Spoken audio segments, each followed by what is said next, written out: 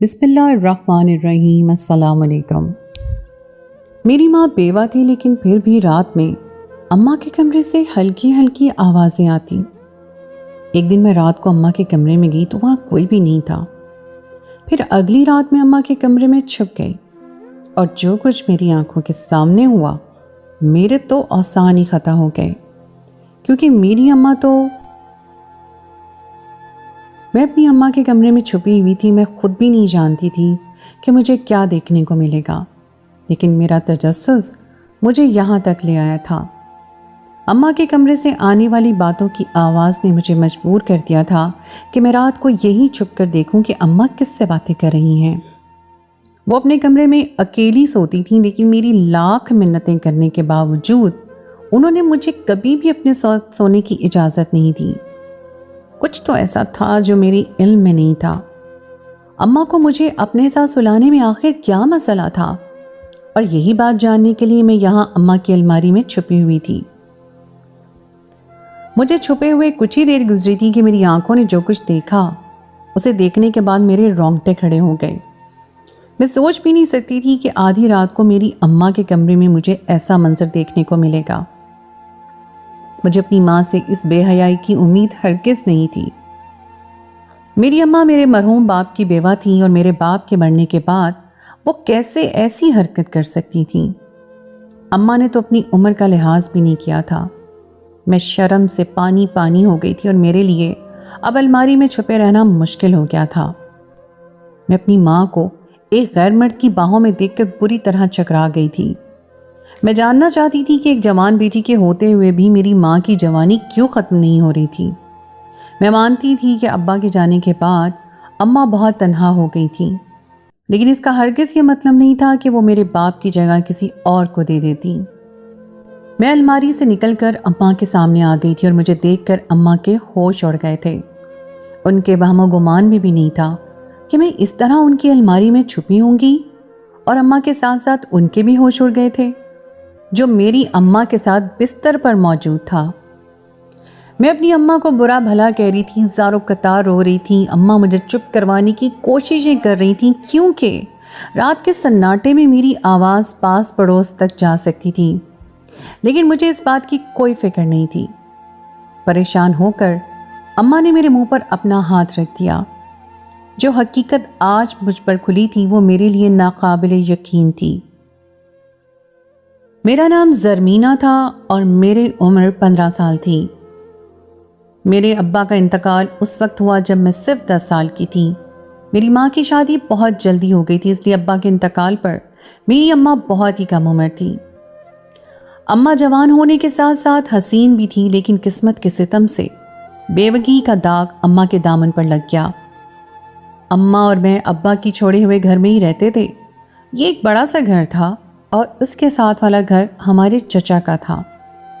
چچا کی مہربانی سے ہم لوگوں کو زیادہ مشکل حالات نہیں دیکھنے پڑے اور نہ ہی میری تعلیم کا سلسلہ ختم ہوا۔ چچا بہت ہی نیک اور شریف تھے، وہ ہو بہو میرے ابا کے جیسے تھے۔ ابا کی طرح چچا کی بھی یہی خواہش تھی کہ میں پڑھ لکھ کر ڈاکٹر بن جاؤں۔ میں بھی دل لگا کر محنت سے تعلیم حاصل کرنے لگی اور 10ویں جماعت میں پہنچ گئی۔ اماں بھی عزت کی چادر اوڑھ کر گھر کی چار دیواری میں رہنے لگیں۔ زندگی بہت سکون سے گزر رہی تھی، لیکن پھر اچانک ہی ایک رات مجھ پر ایک ایسا انکشاف ہوا جو میرے لیے قیامت خیز ثابت ہوا۔ اماں کے علاوہ میری زندگی میں چچا کا بیٹا شاہ رخ تھا جو مجھے بہت زیادہ پسند تھا۔ وہ اکثر چھپ چھپ کے مجھ سے ملنے کے لیے ہمارے گھر آ جاتا تھا، کیونکہ شاہ رخ کی ماں کو اس کا ہمارے گھر آنا پسند نہیں تھا۔ شاہ رخ مجھ سے 2 سال بڑا تھا، وہ بہت زیادہ میرا خیال رکھتا اور میں چھوٹی موٹی خواہشیں تو چٹکی بجا کر اس سے پوری کروا لیتی۔ ہم بچپن سے ہی ایک ساتھ بڑے ہوئے تھے، اس لیے دل میں خود بخود ہی ایک دوسرے کے لیے جذبات آ گئے تھے۔ لیکن عجیب بات یہ تھی کہ چچی تو چچی، میری اماں کو بھی میرا شاہ رخ کے قریب ہونا پسند نہیں تھا۔ جب شاہ رخ میرے گھر آتا اور میرے ساتھ بیٹھتا تو اماں کچھ خفا خفا سی ہو جاتی۔ یہی بات میری سمجھ سے باہر تھی کہ اماں کو شاہ رخ سے کیا مسئلہ تھا، جبکہ وہ بہت ہی اچھا تھا اور اماں کی بھی بہت عزت کرتا تھا۔ اگر چچا ہمارے گھر آ سکتے تھے تو شاہ رخ کیوں نہیں؟ اماں کو نہ جانے مجھ سے اور شاہ رخ سے کیا مسئلہ تھا کہ وہ ہم دونوں کو ایک ساتھ دیکھ ہی نہیں سکتی تھیں۔ یہ راز مجھ پر بہت بعد میں کھلا کہ انہیں ہم دونوں کے ایک ساتھ ہونے سے مسئلہ کیوں تھا۔ اماں کے لاکھ سمجھانے اور شاہ رخ کو سختی سے منع کرنے کے باوجود بھی شاہ رخ نے مجھ سے ملنے کا سلسلہ ترک نہ کیا۔ وہ مجھ سے چھپ چھپ کر چھت پر مل لیا کرتا تھا۔ میں گھر سے اسکول جانے کے لیے نکلتی تو وہ خود مجھے اسکول چھوڑ کر آتا۔ ایک رات شاہ رخ نے مجھے چپکے سے ملنے کے لیے چھت پر بلایا۔ وہ ہمیشہ شال اوڑھ کر چھت پر آتا تھا۔ اسی شال میں وہ میرے لیے سرخ رنگ کی چوڑیاں چھپا کر لایا تھا۔ مجھ سے محبت کا اظہار کرتے ہوئے شاہ رخ نے اپنے ہاتھوں سے میری کلائی میں چوڑیاں پہنا دیں، جن کی جھنکار سے میرا دل دھڑکنے لگا۔ اگلی صبح جیسے ہی اماں کی نظر میری چوڑیوں پر پڑی تو اماں نے ہنگامہ کھڑا کر دیا اور مجھے بہت برا بھلا کہا کہ میں ان سے چھپ کر شاہ رخ سے ملاقات کیوں کرتی ہوں۔ اماں کہنے لگیں کہ تمہارا شاہ رخ سے ابھی کوئی رشتہ نہیں ہو سکتا، اس لیے آئندہ اس سے دور رہنا۔ اماں نے میرے ہاتھوں سے چوڑیاں کھینچ کر اتار دی اور مجھے اپنے کمرے میں لے گئیں۔ اماں کا انداز بالکل میری سمجھ سے باہر تھا۔ شاہ رخ کی لائی ہوئی چوڑیوں سے انہیں ایسا کیا مسئلہ ہو گیا تھا کہ اماں نے میرے ہاتھوں سے چوڑیاں اتار لی؟ میرے لاکھ رونے اور منتیں کرنے کے باوجود بھی اماں نے مجھے چوڑیاں واپس نہ کی اور اپنے پاس ہی سنبھال کر رکھ لی۔ میں اماں سے بہت بیزار آ گئی تھی۔ اماں کی روک ٹوک اور شاہ رخ کو لے کر ان کا کڑک انداز مجھے بہت برا لگنے لگا تھا۔ ایک دن اسکول میں سارا وقت میری دوستیں عجیب ڈراؤنی باتیں کرتی رہیں۔ میں پہلے ہی ڈرپوک تھی، ان کی باتیں سن کر میرا خوف سے برا حال ہو گیا۔ میری ایک دوست بتانے لگی کہ رات اس کی کھڑکی پر کسی بھوت کا سایہ لہرایا تھا۔ یہ سن کر میرے رونگٹے کھڑے ہو گئے۔ دوسری سہیلی کہنے لگی کہ سنا ہے محلے میں ساری رات ایک سرکٹا گھوم رہا ہے۔ دوسری سہیلی کی بات نے تو میرے 14 طبق روشن کر دیے۔ میں اپنے کمرے میں اکیلی سوتی تھی اور میرے کمرے کی ایک کھڑکی گلی میں بھی کھلتی تھی۔ یہ سوچ کر مجھے خوف آنے لگا کہ کہیں میرے ساتھ بھی ایسا کچھ نہ ہو جائے۔ اسکول سے گھر واپس آئی تو اماں کے ساتھ گھر کے کاموں میں لگ گئی اور پھر دوسروں کی کوئی بات یاد نہ رہی۔ شام کو شاہ رخ نے بھی مجھے چھت پر ملنے کے لیے بلایا تو میں کافی وقت چھت پر گزار کر آئی۔ جب میں شاہ رخ کے ساتھ ہوتی تو مجھے دنیا کی ذرا پرواہ نہیں ہوتی تھی اور نہ ہی اماں کی ڈانٹ کا خوف آتا۔ لیکن جب رات کو اپنے کمرے میں سونے کے لیے آ کر لیٹی تو میری جان ہی نکل گئی۔ میری دوستوں کی ساری باتیں میرے کانوں میں گونج رہی تھیں اور مجھے بہت ڈر لگ رہا تھا۔ تھوڑی دیر تو میں کوشش کر کے اپنے بستر پر لیٹی رہی، لیکن اس کے بعد ایک دم ہی مجھے ایسا لگا جیسے کھڑکی پر واقعی کوئی سایہ لہرایا ہو۔ میں ڈر کے مارے اپنی اماں کے کمرے کی طرف گئی تو مجھے ایسا لگا جیسے اماں کسی سے باتیں کر رہی ہو۔ وہ ہلکی ہلکی باتوں کی آواز تھی، مگر اماں اتنی رات کو کس سے باتیں کر رہی تھی؟ شاید خوف کی وجہ سے مجھے ایسا محسوس ہوا تھا، کیونکہ میرے گھر میں تو میرے اور اماں کے علاوہ کوئی نہیں تھا۔ میں خیالوں میں سرکٹے کا تصور کر رہی تھی۔ میں اماں کے کمرے کا دروازہ بجا کر اندر داخل ہوگی، وہاں کوئی نہیں تھا۔ اماں اکیلی اپنے بستر پر بیٹھی ہوئی تھی اور مجھے دیکھ کر کہنے لگی، زرمینہ تو اتنی رات تک جاگ رہی ہے، سوئی کیوں نہیں؟ صبح تجھے اسکول نہیں جانا کیا؟ میں نے اماں سے کہا کہ مجھے اپنے کمرے میں ڈر لگ رہا ہے، آج کی رات میں آپ کے پاس سونا چاہتی ہوں۔ میری بات سن کر اماں غصے میں آ گئی، کہنے لگی، اتنی بڑی ہو کر ڈر رہی ہے، 15 سال کی ہو چکی ہے اور اکیلے کمرے میں نہیں سو سکتی۔ میں نے ڈرتے ڈرتے اماں کو بتایا کہ آج میری دوستوں نے اسکول میں اس طرح کی باتیں کی ہیں۔ میری بات سن کر اماں کو مزید غصہ آ گیا، کہنے لگی کہ بہادر بنو، چھوٹی چھوٹی باتوں سے کیوں ڈرتی ہو؟ سرکٹا نام کی کوئی چیز نہیں ہوتی، جاؤ اپنے کمرے میں جا کر سو جاؤ۔ اماں کی سختی نے مجھے واپس کمرے میں آنے پر مجبور کر دیا، لیکن ساری رات میں چادر کے اندر منہ ڈال کر جاگتی رہی۔ ہر آہٹ پر مجھے ایسا لگ رہا تھا جیسے سرکٹا میرے ارد گرد ہی موجود ہو، اور ساتھ ہی ساتھ اماں پر بھی غصہ آ رہا تھا، اور وہ اکیلے کمرے میں سوتی تھیں۔ اگر مجھے اپنے ساتھ سلا دیتی تو بھلا ان کا کیا چلا جاتا؟ البتہ میری رات کی نیند تو پوری ہوتی۔ اگلے دن میں اسکول میں بھی سارا وقت نیند سے اونگتی رہی۔ گھر واپس آئی تو چچا بیٹھے ہوئے تھے۔ چچا اور ہمارا گھر برابر ہی تھا۔ ابا کے انتقال کے بعد چچا نے ہمارا بہت زیادہ خیال رکھا تھا، اور چچی بہت ہی زیادہ خراب تھی۔ ان کا رویہ بھی ہمارے ساتھ بہت حد تک آمیز ہوتا، لیکن چچا ہمیشہ اپنوں کی طرح تھے۔ کبھی کبھی میں سوچتی کہ شاید چچی کے رویے کی وجہ سے ہی اماں مجھے شاہ رخ سے دور رہنے کا کہتی ہیں۔ چچا ابھی بھی سبزی لے کر آئے تھے، مجھے دیکھ کر مسکراتے ہوئے میرے سر پر ہاتھ رکھا اور دعائیں دینے لگے۔ چچا کی وجہ سے مجھے کبھی اپنے باپ کی کمی محسوس نہیں ہوئی تھی۔ گھر کے تمام اخراجات سے لے کر ہمیں محبت کرنے تک چچا نے کوئی کسر کہیں نہیں چھوڑی تھی۔ چچی ہر بات پر جھگڑا کرتی لیکن چچا ہمیشہ کسی ڈھال کی طرح ہمارا ساتھ دیتے۔ چچی کو چچا کا ہمارے گھر آنا پسند نہیں تھا، اس لیے چچا بہت کم آیا کرتے تھے۔ شاہ رخ اگر بتاتا تھا کہ چچا اسے بھی ہمارے گھر زیادہ چکر لگانے کے لیے منع کرتے تھے۔ کبھی کبھی میں سوچتی کہ میں اور شاہ رخ نہ جانے مستقبل میں کبھی ایک ہو بھی سکیں گے یا نہیں، کیونکہ چچی کبھی ہمارا رشتہ نہیں ہونے دیں گی۔ اور جب یہی بات میں شاہ رخ سے کہتی تو وہ مسکرا کر بات ٹال دیتا اور کہتا کہ جب کی تب دیکھی جائے گی۔ تھوڑی دیر میں چچا چائے پی کر واپس چلے گئے اور میں اور اماں دوپہر کا کھانا ایک ساتھ کھانے لگے۔ دن تیزی سے گزر گیا اور رات کے وقت ایک دفعہ پھر مجھے اپنی دوستوں کی باتیں یاد آنے لگیں۔ میں جانتی تھی کہ اگر میں اماں کے کمرے میں گئی تو دوبارہ مجھے بے عزت کر کے نکال دیں گی، اس لیے میں اپنے ہی کمرے میں لیٹی رہی۔ لیکن تھوڑی دیر میں جب میری جان نکلنے لگی تو میں اماں کے کمرے کی طرف چل پڑی۔ میں نے سوچ لیا تھا کہ میں اندر نہیں جاؤں گی بلکہ اماں کے کمرے کے دروازے پر بیٹھی رہوں گی، لیکن اماں کے کمرے کے قریب جاتے ہی مجھے پھر سے ہلکی ہلکی باتوں کی آواز آنے لگی۔ اب تو مجھے مزید خوف محسوس ہو رہا تھا، ایسا لگ رہا تھا جیسے ہمارے پورے گھر میں آسیب ہو۔ میں اماں کے کمرے کے دروازے سے نکل کر بیٹھ گئی اور کافی دیر تک ہلکی ہلکی باتوں کی آوازیں میرے کانوں میں گونجتی رہیں۔ اس لیے میں نے دونوں ہاتھوں سے اپنے کان بند کر لیے اور گھٹنوں میں سر دے کر اماں کے کمرے کے باہر ہی بیٹھے بیٹھے سو گئی۔ فجر کی اذان پر میری آنکھ کھلی تو میں اٹھ کر اپنے کمرے میں آ گئی، کیونکہ سورج کی روشنی تیزی سے پھیلنے لگی تھی اور اس کے ساتھ ساتھ ہی میرا خوف بھی کم ہونے لگا تھا۔ میں اماں اپنے کمرے سے باہر نہیں نکلی، اس لیے انہیں میرے باہر بیٹھنے کا پتہ ہی نہیں چلا۔ مجھے سمجھ نہیں آ رہا تھا کہ رات کو مجھے اماں کے کمرے سے باتوں کی آوازیں کیوں آتی تھیں، جبکہ اماں تو اکیلی ہی تھی۔ یہی بات جب میں نے اسکول میں اپنی دوستوں کو بتائی تو میری دوستیں کہنے لگیں، ایسا تو نہیں رات کو تمہارے ابا تمہاری اماں سے ملنے کے لیے آتے ہوں؟ یہ سب کہہ کر وہ زور زور سے ہنسنے لگیں، لیکن میں سوچ میں پڑ گئی کہ آخر اماں رات کو بات کس سے کرتی ہیں؟ کیا سچ میں میرے ابا کی روح آتی ہے؟ میرے اندر ایک تجسس جنم لے چکا تھا۔ میں صرف 10 سال کی تھی جب میرے ابا کا انتقال ہو گیا تھا۔ ابا مجھ سے بہت محبت کرتے تھے اور مجھے بھی اماں سے کہیں زیادہ ابا سے محبت تھی۔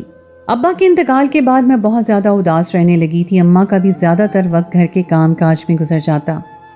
جب بھی چچا ہمارے گھر آتے تو میں انہی کے ساتھ کھیل کود کرتی۔ چچا بھی ابا کے جیسے ہی شفیق تھے، لیکن ابا کی کمی کو پورا نہیں کر سکتے تھے۔ ابا کے جانے کے بعد میں ہر وقت ابا کو یاد کرتی اور ان سے ملنے کی خواہش کرتی تھی۔ اگر میری زندگی میں شاہ رخ کی محبت شامل نہ ہوتی تو شاید میں خود کو بالکل تنہا محسوس کرتی۔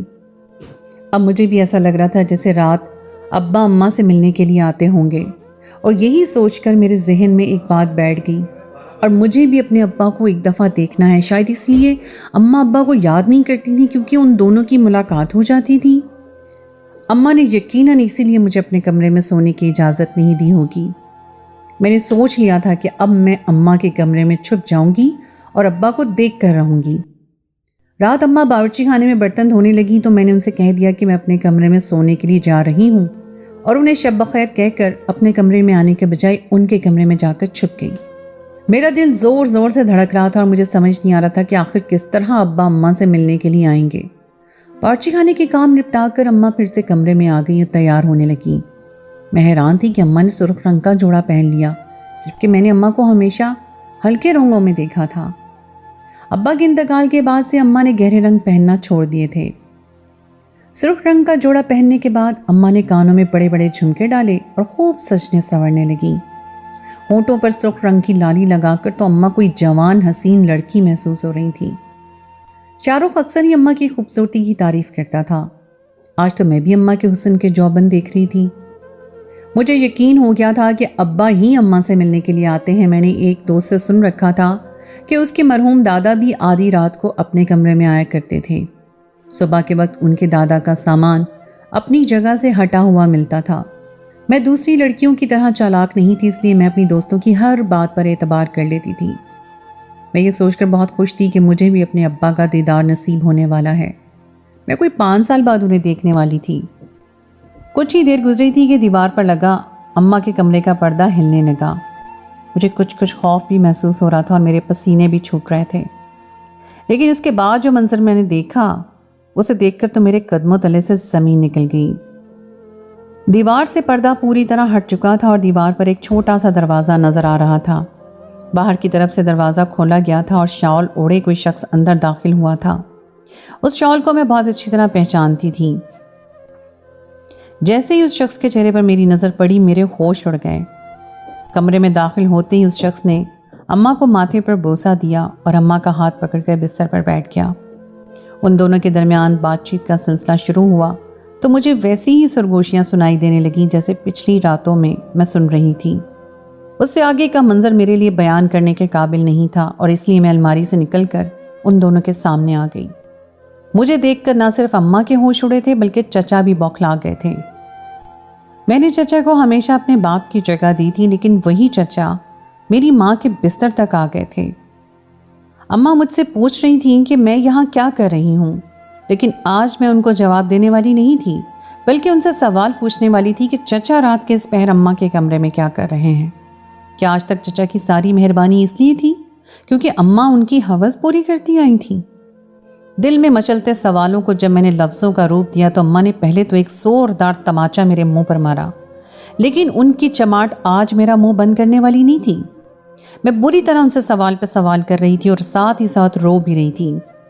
मेरी आवाज़ इतनी बुलंद थी कि वो पड़ोस में चची तक भी जा सकती थी। अम्मा ने अपने हाथ से मेरा मुंह दबा दिया और सख्ती से मना किया कि मैं एक लफ्ज़ भी ना बोलूं, लेकिन मेरे लिए चुप रहना मुमकिन नहीं था। मैं पूरी तरह तड़प रही थी, लेकिन अम्मा ने मुझे बिल्कुल नहीं छोड़ा। चचा उठकर मेरे करीब आए, मेरे सर पर हाथ रख के नरम लहजे में कहने लगे, ज़रमीना, पहले मेरी पूरी बात सुन लो, उसके बाद ही तुम कोई सवाल पूछना। आज चचा के मुंह से अपना नाम मुझे जहर लग रहा था। चचा बहुत आहिस्ता आवाज़ में कहने लगे कि तुम्हारी माँ जब बेवा हुई थी तो वह सिर्फ 27 साल की थी। भरी जवानी में बेवगी का गम तुम्हारी माँ को खाने लगा। तन्हाई का अजाब तुम्हारी माँ के सर पर ऐसा सवार हुआ कि वो नफ्सियाती होने लगी। ऐसे में तुम्हारी माँ को किसी के सहारे की ज़रूरत थी। मैं तुम्हारी माँ के लिए एक नामहरम था और उसे हमदर्दी के तौर पर भी अपना कंधा नहीं दे सकता था। इसलिए जब तुम्हारी माँ की इद्दत पूरी हुई तो मैंने तुम्हारी माँ से खामोशी से निकाह कर लिया और तुम्हारी चची को भी इस बारे में लाइल्म रखा। तुम्हारी माँ और मैं मियाँ बीवी हैं और हमारे दरमियान हर रिश्ता बिल्कुल जायज़ और हलाल है। लेकिन ये बात ना ही मैं दुनिया वालों को समझा सकता था और ना ही मैं तुम्हारी चची के सामने कबूल कर सकता था। अलबत्ता इस रिश्ते की वजह से तुम्हारी माँ की ज़हनी हालत बेहतर हो गई। हर इंसान की कुछ नफसानी ख्वाहिशात होती हैं। तुम्हारी माँ भी पूरी तरह टूट फूट का शिकार थी और इसलिए मैंने उसे सहारा दे दिया। लेकिन हम दोनों ने कोई गलत नहीं कदम उठाया बल्कि हलाल रास्ता अपनाया। तुम्हारी माँ को भी खुश रहने का और ज़िंदगी जीने का पूरा हक है जितना कि दूसरों को। ये सुनकर मैं हैरान रह गई कि चचा अब मेरे सौतेले बाप थे और शाहरुख मेरा सौतेला भाई। ये छोटा सा दरवाज़ा चचा के घर के स्टोर रूम में खुलता है और चचा कभी कभार इस दरवाजे के ज़रिए अम्मा से मिलने के लिए रात को भी आ जाते थे।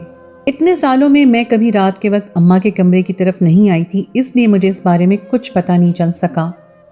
चचा मेरे आगे हाथ जोड़कर कहने लगे कि इस बात को इसी कमरे में दफन कर दो। ये बात कभी अपनी चची के सामने ना कहना। तुम्हारी चची को बिना बात के भी झगड़ा करने की आदत है और इसी वजह से मैं छुप कर दूसरी शादी करने पर मजबूर हुआ हूँ। मैंने एक नज़र अपनी माँ पर डाली जो इतने सालों से मुझे हल्के रंगों के लिबास में बोझल दिखाई देती थी और रात के इस पहर तैयार होते हुए वो बहुत ज़्यादा खुश थी।